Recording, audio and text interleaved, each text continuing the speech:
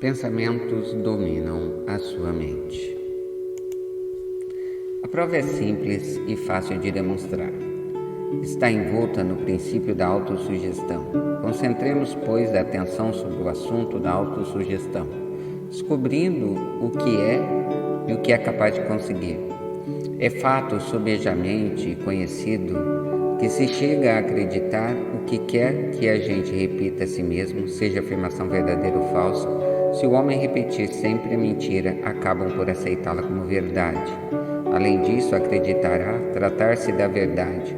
Todo homem é o que é pelos pensamentos dominantes que permitem a sua mente abrigar. Pensamentos que coloca deliberadamente na mente, que estimula com simpatia e com quais mistura umas ou mais emoções, constituem as forças motivadoras que dirigem e controlam cada movimento, cada ato e cada feito seu.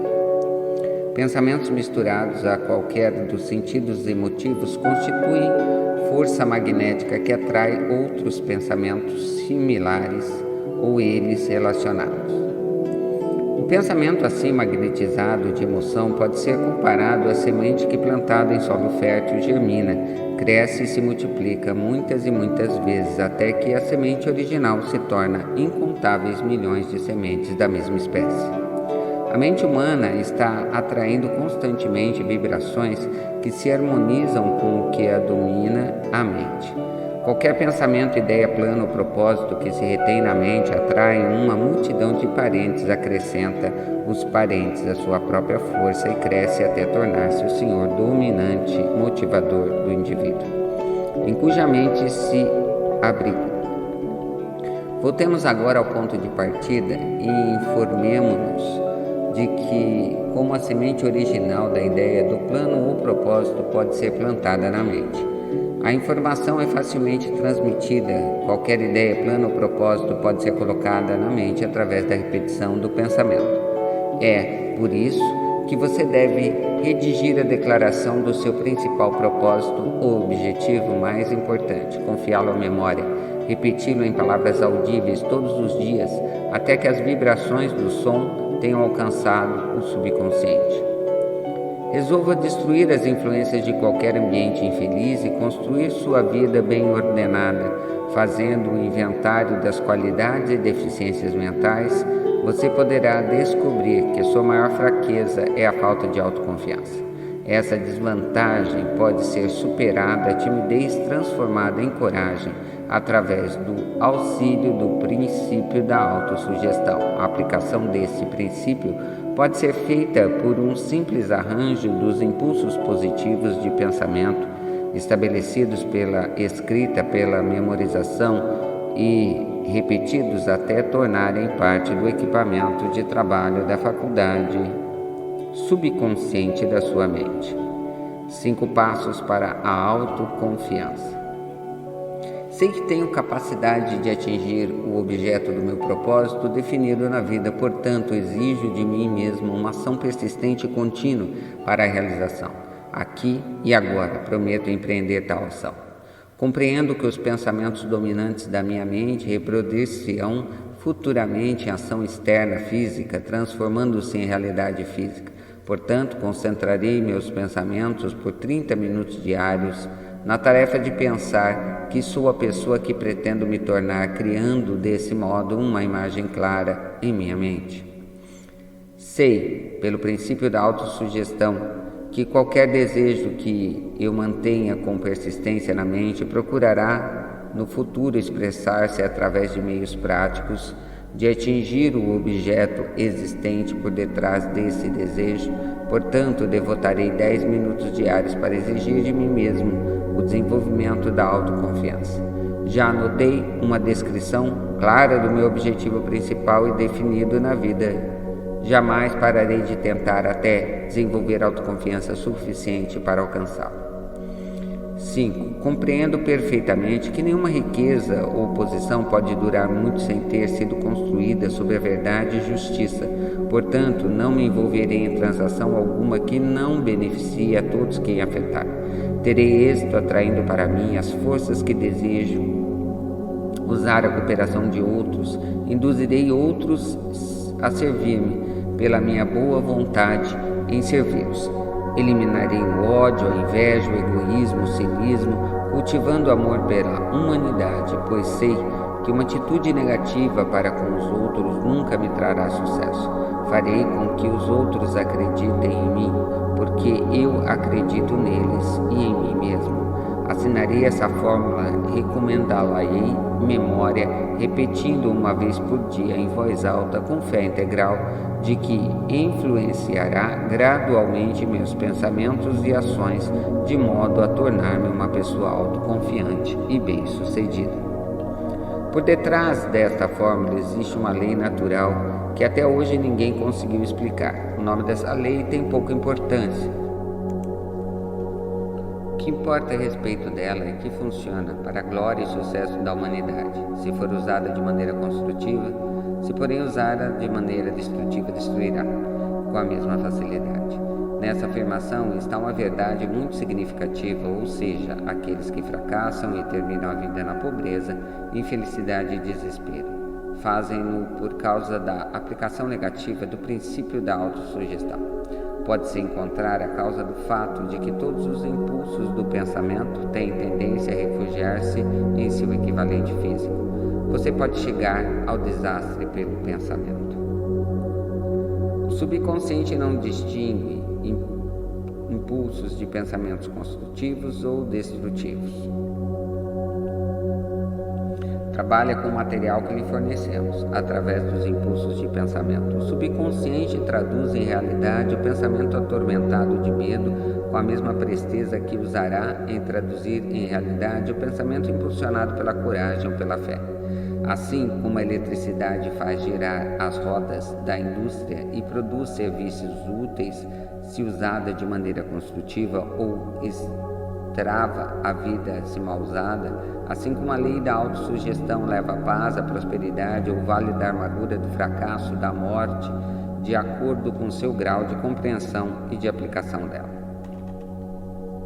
Se você encher a mente de temor, dúvida, descrença na sua capacidade de estabelecer um elo e usar forças na inteligência infinita, a lei da autossugestão tomará tal espírito de descrença e usá-lo com um padrão pelo qual o subconsciente se traduzirá em seu equivalente físico.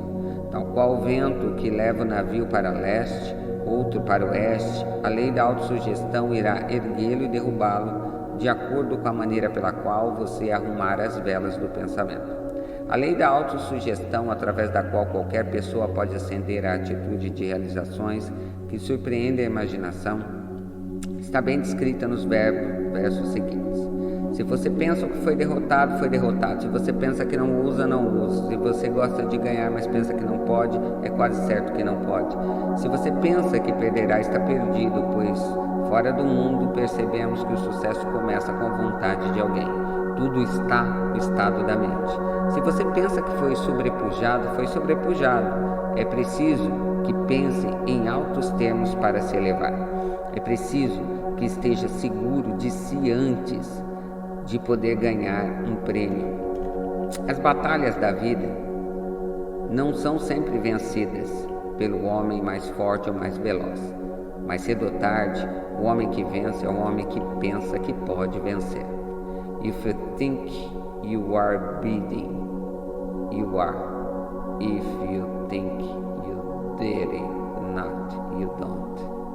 If you like to win, but think you can't, it is almost certain you won't.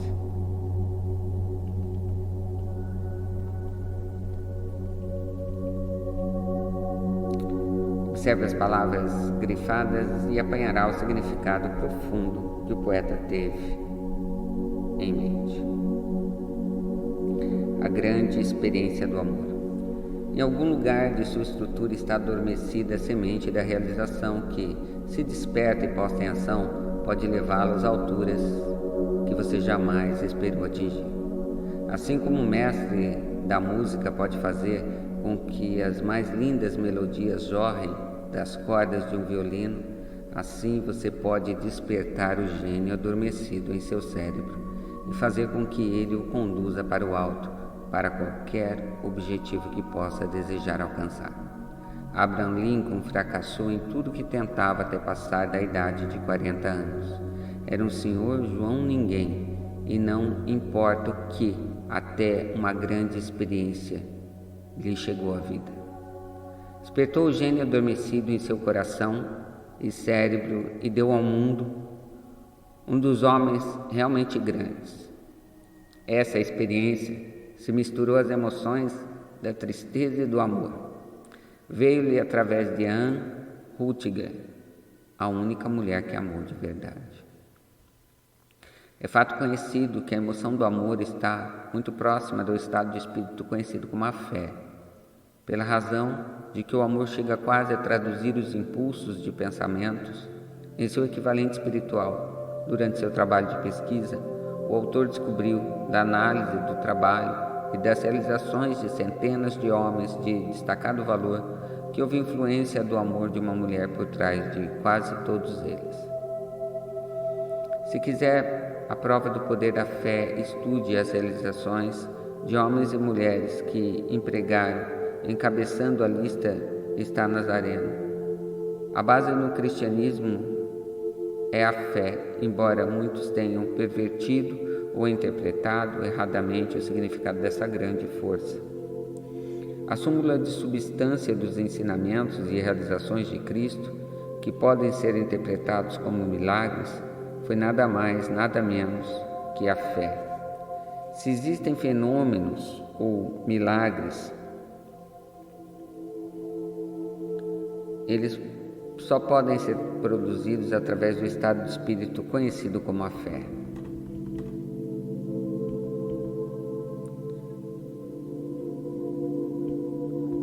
Consideremos o poder da fé como demonstrou um homem muito conhecido da época, Mahatma Gandhi, na Índia.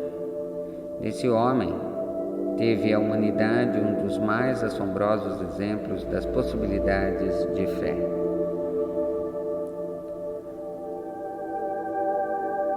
Gandhi controlava mais poder potencial de qualquer pessoa viva em sua época. Apesar do fato de não ter nenhum instrumento ortodoxo de poder como dinheiro, navios de guerra, soldados, armamentos, Gandhi não tinha dinheiro nem lar, nem um terno como roupa, mas teve poder. Como conseguiu esse poder? Criou na compreensão que tinha o princípio da fé, por sua capacidade de transplantar essa fé nas mentes de 200 milhões de pessoas. Gandhi conseguiu o assombroso feito de influenciar 200 milhões de mentes para unir-se e mover-se em uníssono como uma única mente. Que outra força na Terra, exceto a fé, poderia conseguir tanto?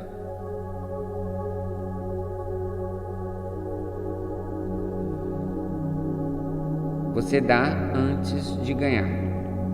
Por causa da necessidade de fé e cooperação ao operar o negócio de indústria, será tanto interessante como útil analisar um acontecimento que fornece uma compreensão excelente do método pelo qual indústrias, homens de negócios acumulam grandes fortunas, dando antes de tentar ganhar.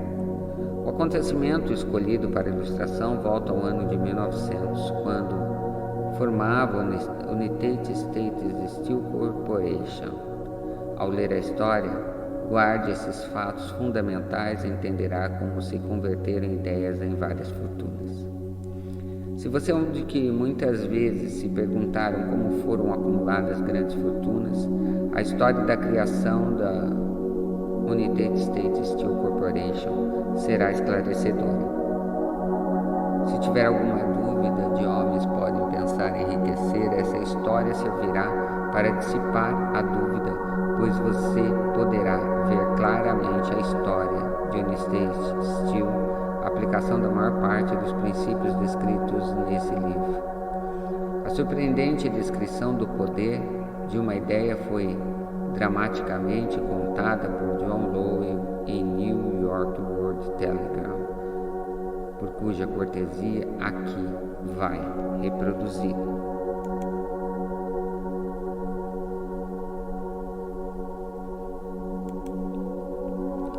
Um belo discurso após o jantar por $1 bilhão. Quando na noite do dia 12 de dezembro de 1900, uns 80 membros da nobreza financeira da nação se reuniram no salão de banquetes da University Club para prestar homenagem a um jovem vindo do oeste, nem metade dos convivas percebeu que seria testemunha de um dos episódios mais significativos da história industrial americana. J. Edward Simons e Charles Stuart Smith, com o coração cheio de gratidão pela generosa hospitalidade que lhe fora proporcionada por Charles M. Schwab, no discurso de recente visita a Pittsburgh, tinham organizado o jantar para apresentar o Homem do Aço de 38 anos à Sociedade Banqueira do Leste. O que não esperavam era que tumultuasse a reunião. Avisaram-no, na verdade, que os corações dentro das camisas engomadas não seriam muito receptivos ao oratório. Além disso, se não quisesse aborrecer Eudemans, Varmans e Vardeblights, seria melhor limitar-se a 15 ou 20 minutos, generalidades corteses por ali mesmo.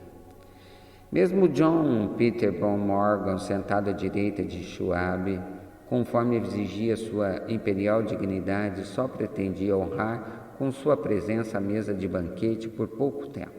E quanto à imprensa e ao público, o acontecimento todo era de tão pouca monta que nenhuma menção se fez nos jornais no dia seguinte. Os anfitriões e convidados ilustres banquetearam-se com 7 ou 8 iguarias costumeiras, houve pouca conversa e a que houve era discreta. Poucos banqueiros e corretores conheciam Schwab, cuja carreira fluíra às margens da Monongahela e ninguém conhecia bem. Mas antes que a noite escoasse todos, e com eles Morgan, o senhor do dinheiro, foram arrebatados por um bebê de 2 bilhões. A United States Steel Corporation foi concebido. Talvez seja a infelicidade para a história que não se tenha gravado o discurso de Charles Schwab no jantar. É provável, contudo, que se tratasse de um discurso rústico, meio sem gramática, pois as belezas da língua não preocuparam Schwab, cheio de epigramas, intercalado de espírito, mas, a parte disso, teve força e efeito galvânico sobre o capital avaliado em 5 bilhões, representado pelos convivas. Depois que terminou a reunião e ainda estava sob o seu fascínio, embora Schwab tivesse falado durante 90 minutos, Morgan levou o orador a uma janela retirada, onde, balançando as pernas, que pediam os assentos altos e confortáveis, ficaram conversando por mais uma hora. A magia da personalidade de Schwab fora solta a todo vapor, mas o que era mais importante e duradouro foi o programa imponente e bem delineado que esboçara para engrandecimento do aço. Muitos outros tinham tentado interessar Morgan em formar um truste do aço, mas nos padrões dos trustes de biscoito, arame, açúcar, bolacha, uísque, óleo, goma, John Dwayne Gates, o jogador, recomendaram, mas Morgan não confiava nele. Moore, Bill e Jim, corretores de Chicago, de juntar um truste fósforos de uma corporação de bolacha, recomendaram e fracassaram. Herbert Regar, o advogado rural bonachão, quis fomentá-lo, mas não era bastante grande para impressionar. Enquanto a eloquência de Schwab não elevou a J.P. Morgan aos píncaros, onde pôde visualizar os resultados sólidos da empresa financeira mais corajosa jamais concebida. O projeto foi encarado com um sonho delirante de 2 por dinheiro fácil. O magnetismo financeiro que começou há uma geração atrair milhares de companhias pequenas e às vezes mal dirigidas para combinações grandes e capazes de esmagar a concorrência, tomou-se operacional no mundo do aço, talvez das maquinações American Steel and Rye Company, de uma cadeia pequena de empresas e, juntamente com Morgan, tinha criado o Federal Steel Company. Entretanto, ao lado do gigantesco trust vertical Andrew Carnegie, permanecente, operado por 53 sócios e outras combinações, eram ninharia. Podiam associar-se à vontade, mas o grupo todo não chegava aos pés da organização de Carnegie e Morgan. Sabia disso. O excêntrico velho escocês também o sabia. Das magníficas alturas do castelo de Esquibo, observava ao princípio achando divertido. Depois, com ressentimento às tentativas das companhias menores de Morgan atrapalharem seus negócios, quando as tentativas se tornaram ousadas demais, o gênio Carnegie manifestou pela raiva e vingança. Resolveu duplicar todas as fábricas e seus rivais possuíam até então não estiveram interessados em arames, canos, argolas ou folhas. Ao contrário, contentava-se em vender a essas companhias o aço bruto que precisavam, em deixar que moldassem da forma que quisessem. Agora, tendo Schwab como seu tenente principal e capaz, planejava encostar os inimigos na parede. Foi assim que, no discurso de Charles M. Schwab, Morgan viu a resposta ao problema da sociedade. Um trust seria um pudim de ameixas, como o disse o escritor, e sem as ameixas. O discurso de Schwab, na noite do dia 12 de dezembro de 1900, trazia em si a sugestão, embora não a promessa, de uma imensa empresa Carnegie seria trazida para debaixo da tenda de Morgan. Falou no futuro do aço, da reorganização, da eficiência, da especialização, da união das fábricas fracassadas e concentração dos esforços nas propriedades florescentes, das economias do tráfico de minério, economias dos departamentos superiores administrativos, da conquista de mercados estrangeiros. Mas ainda disse aos piratas, entre eles, onde se achavam os erros de sua habitual pirataria. O propósito deles, sugeriu ele, fora criar monopólios, elevar o preço dos privilégios e extrair gordos dividendos. Schwab condenou o sistema com sua maneira mais veemente. A falta de visão de tal política, disse ele aos ouvintes, basta no fato de restringir o mercado numa época que tudo gritava por expansão. Baixando o custo do aço, argumentava ele, criar-se-ia um mercado em constante expansão, encontrar-se-iam mais utilidades para o aço e boa parte do comércio mundial poderia ser conquistada. Na realidade, embora não soubesse, Schwab era o apóstolo da moderna produção em massa.